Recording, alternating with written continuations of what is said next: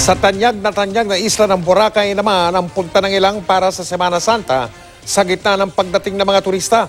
Meron pa rin daw pong mga pasaway na sige pa rin sa pagkakalat.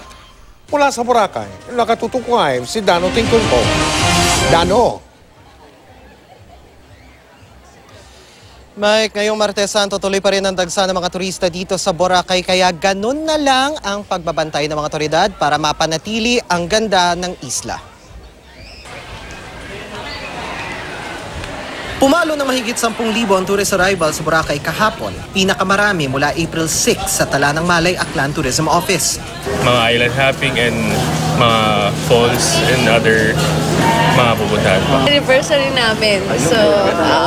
So ano pong kanya, ma'am? Ano pong gagawin? Gusto namin yung parasailing, saka yung island hopping. Sa dami ng mga turista, bantay sarado ang lahat para masigurong ang mga bagong patakaran ng isla masusunod. Kabilang dyan ang pagbabawal sa mga fire dancer, beach chair sa mismong dalampasigan, pagpapatugtog na malakas, sandcastles, paninigarilyo at pagkakalat. Yun nga lang minsan may lumulusot pa ring pasaway tulad na lang ng nagsiksik ng mineral water bottle na ito sa puno. Pero bukod sa ordinansa, nakabantay rin ang mga otoridad sa mga hotel na nag-ooperate ng walang karampatang papeles. Kanina nag-issue ng closure order ang Boracay Interagency Rehabilitation and Management Group laban sa isang beach house sa Station 1 dahil wala pang DOT accreditation. You have been operating since December.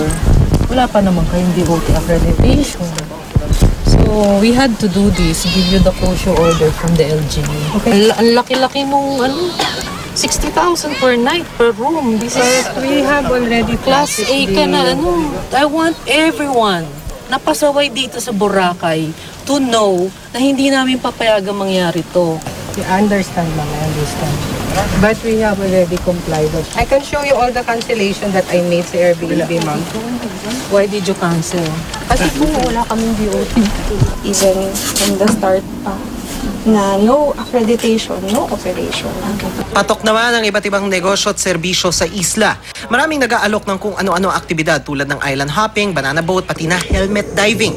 Kung gusto niyo subukan yung helmet diving, technically hindi kailangan na marunong ka lumangoy para masubukan mo to dahil merong diver na a-assist sa'yo sa baba. Bawal din na lumangoy, kailangan naglalakad ka lang. And pagdating sa pressure sa ilalim ng tubig dahil nasa 5 meters ito or humigit kumulang 15 feet, kung sanay ka nang mag-equalize ng tenga sa eroplano kapag ito ay naka-take off or pababa na, masasanay ka sa helmet. Napakagandang experience at banding para sa mga bata. Actually, pang ilang beses na namin ito, paulit-ulit. Every time na pupunta kami dito sa Boracay, hindi namin namimiss yung helmet diving. Anong nakita mo sa Boracay? Si Nemo!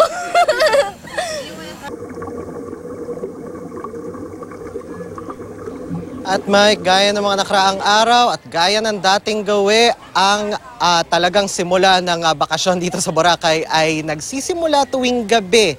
O yung happenings ay ika nga dahil nga makikita na rin natin yan sa dami ng mga tao na naglalakad dito sa ating pwesto sa bandang Station 2. Dito pa rin yan sa White Beach Walkway.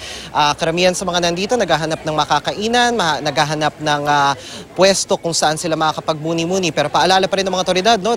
Sa lahat ng mga naglalakad dito, bawal na bawal ang manigarilyo at magkalat at meron niyang mga karampatang multa. Mike? Maraming salamat daw na King Kungko.